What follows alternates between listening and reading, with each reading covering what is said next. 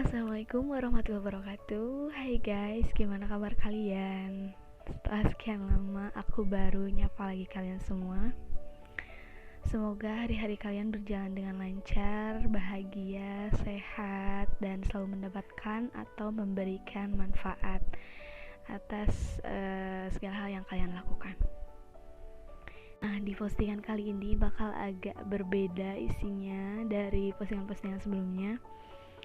Jadi aku buat kayak podcast ala-ala gitu. Nah, yang mau aku bahas di podcast pertamaku ini yaitu temen yang toxic. Sebelumnya aku udah survei dulu di Snapgram, di Instagram aku. Bagi kalian yang belum tahu apa username Instagram aku bakal cantumin di description box. Kalian bisa tekan aja di sana buat follow aku.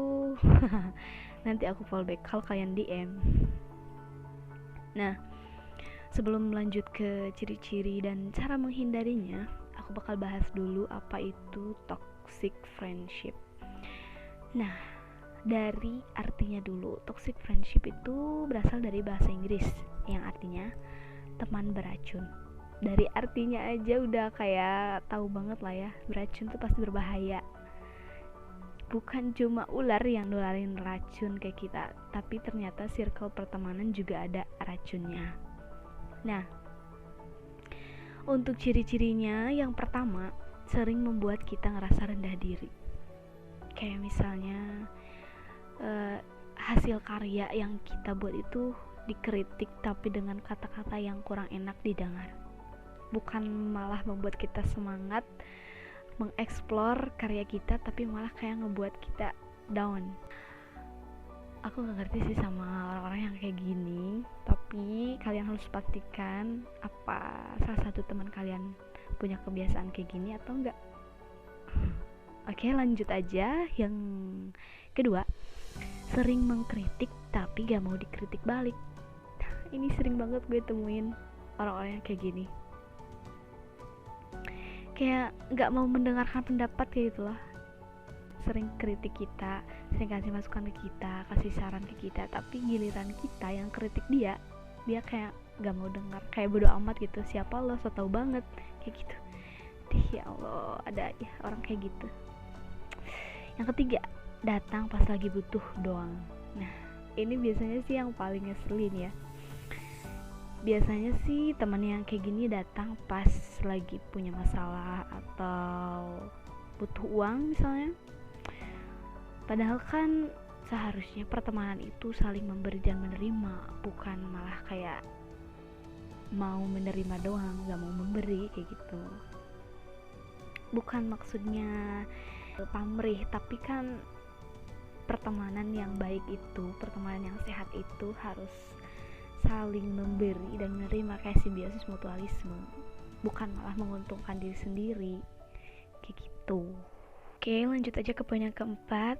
Jadi dia itu selalu memusatkan dirinya.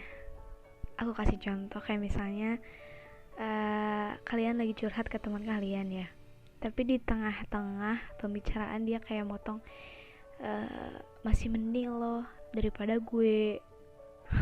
Aduh, udah deh ya, stop kalian ngomong gini ke teman kalian. Stop pokoknya, karena itu tuh malah bikin kayak ngebuat teman kalian tuh nggak punya temen. Tujuan dia curhat ke kalian itu karena pengen didengar, bukan malah pengen ngedengerin curhatan kalian juga. Kita tuh kalau misalkan ada temen yang lagi curhat, cukup fokus aja dengerin dulu dia sampai selesai, jangan motong lalu malah ngalihin pembicaraan ke kehidupan kalian. Gak baik, please.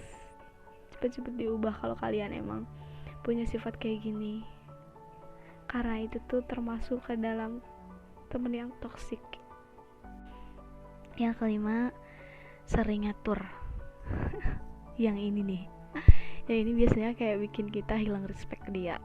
Kayak misalnya dia tuh ngatur lo itu harus berteman sama orang yang emang masuk kategori temen juga ke dalam kehidupan dia. Biasanya dia tuh sering cemburu kalau kalian punya teman baru, kalau kalian pergi hangout sama teman lain tanpa sepengetahuan dia. dia tuh bakal kayak cemburu, terus kayak langsung marah-marahin, lu apa sih gak ngajak-ngajak gue, lo kok gitu sih, kok lo berubah gitu. Aduh, parah sih ya yang kayak gini tuh, toxic guys. Nah, yang keenam, sering membicarakan kita di belakang. Ini yang paling nyebelin, yang paling ngeselin seantera dunia ya menurut aku. Kayak apa sih, pertemanan itu harusnya saling jaga rahasia, bukan malah bongkar rahasia kita di belakang kita. Ember banget emang mukanya. Muka apa sih? Ember banget mulutnya maksud aku. Nah, jadi itu tadi ciri-ciri yang aku sebutin. Sumbernya aku cari-cari di Google, di beberapa artikel, dan aku rangkum menjadi 6 poin. Jadi gimana nih? Kalian punya gak sih temen yang masuk ke 6 poin tersebut? Kalau punya, fix dia toxic dan harus segera dihindari. Nah, gimana sih cara menghindari teman yang toksik itu? Ini sedikit tips dari aku buat menghindari teman yang toksik. Kalian harus cepat sadar bahwa sudah saatnya menjauh, perlahan aja, gak usah kayak terlalu nunjukin kalau kalian itu ngejauhin dia.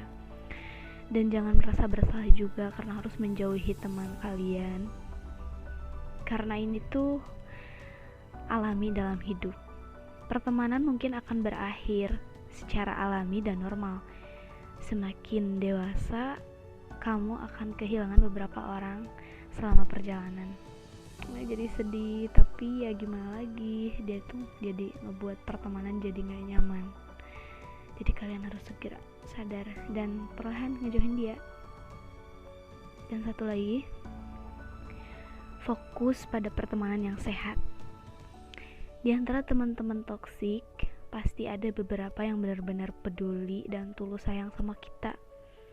Cepat sadar bahwa kamu itu pantas mendapatkan teman yang jauh lebih baik. Itu dia sedikit tips dari aku untuk kalian semua dan untuk diriku sendiri. Ini jadi pembelajaran buat aku juga. Aku bisa mengevaluasi dan introspeksi diri, apakah aku masuk ke dalam kategori teman yang toksik atau enggak. Aku rasa kita semua udah nemuin jawabannya, dan semangat perbaikin diri biar bisa numbuhin aura-aura positif ke orang-orang dan lingkungan di sekitar kita.